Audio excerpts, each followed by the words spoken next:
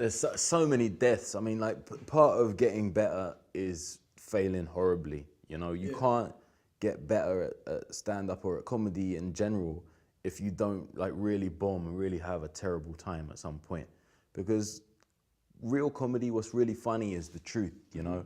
And the truth is sometimes tragic. The truth sometimes hurts, you know? So if you just get into comedy and everything you do is like gold, then eventually you're just people will just hate you because you have so much arrogance about you. Yeah, like you say, you're too perfect. So like death is a big part of it, like your stuff not working. I think probably maybe the hardest gig I ever had was I was doing a benefit gig at the Tabernacle in Notting Hill in West London. And it was a benefit. It was like a benefit for like human rights lawyers, like their work with human rights abuses across the world.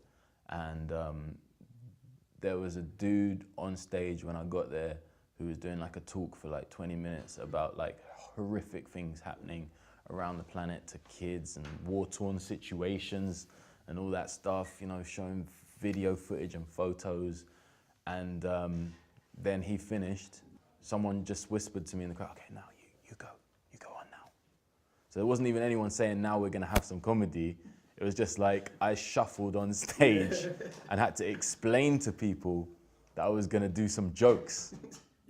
And yeah, and the reaction was like, you know, you monster. How could you, after everything that's happened? So it was just a shocker. And like at the same time I came on, the waiter started serving food. It was the only time in my life I did like 5 minutes, and I was just like, I think it's best that I just leave. And there was literally no response even to that. And then there was a woman sat in the front. I said, excuse me, madam, do you think, I just don't think this is working. Do you think like maybe I should go? She goes, yeah, I think that would be for the best. And I just shuffled off. Now that was pain. I'm not that interested in someone who's got like, it's just all, you know, political, social issues, and you know, to me that's great, but I'd rather read about that from like a learned journalist, or like, you know, in a book, who's a historian, someone like that. And similarly, someone who just does jokes about nothing for an hour, it's gonna get tiresome. Yeah. So I think what I like most of all in comedy is the truth. I just want to see the truth, because the truth is always so powerful.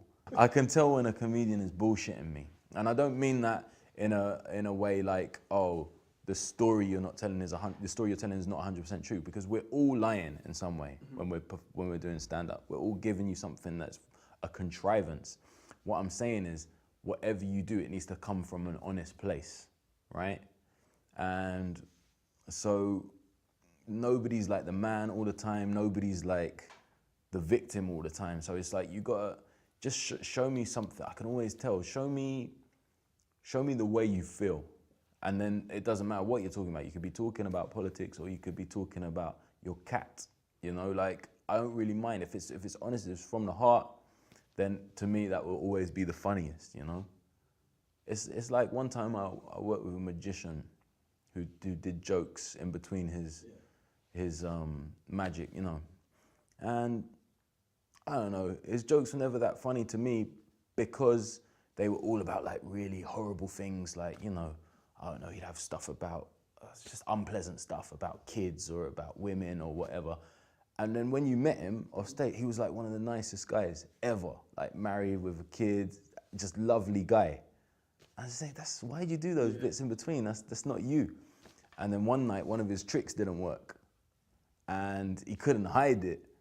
And then I can't remember what he said exactly, but he had to say, oh man, that one didn't work. That kind of happens sometimes. And it was the biggest laugh he got all night, you know? I remember saying to him afterwards, dude, what if like your act was, you know, in between you just did stories about how sometimes the magic is just whack, you know, like just some stuff that's more personal to you, more honest about you. And he was like, yeah, I'll take that on board, but he never did it, you know. So I think that's where I'm coming from. That's what I want to see.